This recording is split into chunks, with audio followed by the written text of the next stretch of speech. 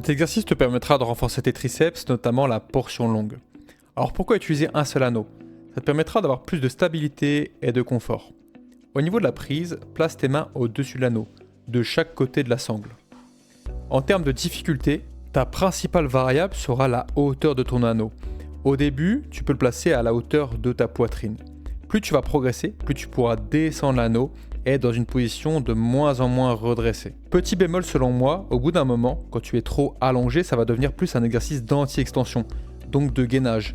Et à la limite, elle va plutôt se sentir au niveau des abdos et du maintien de la posture plutôt que dans les triceps. Sur les points techniques à respecter, essaie de bien garder les coudes proches du corps. Tu peux légèrement ajuster l'angle pour être vraiment bien à l'aise et confortable. Une erreur fréquente est de ne pas fixer les coudes et de les laisser partir vers l'arrière. Essaye de bien fixer tes coudes devant les oreilles et d'essayer de ne bouger que les avant-bras. Autre erreur, c'est au niveau de l'amplitude. Le fait de faire un geste qui serait trop court et donc avec pas assez d'étirement au niveau des triceps. Prends bien le temps d'amener tes mains loin derrière la tête. Et en fin de mouvement, tends les bras complètement. Autre erreur, c'est de casser l'angle au niveau des hanches et de monter les fesses. Essaie d'avoir le corps droit comme un I.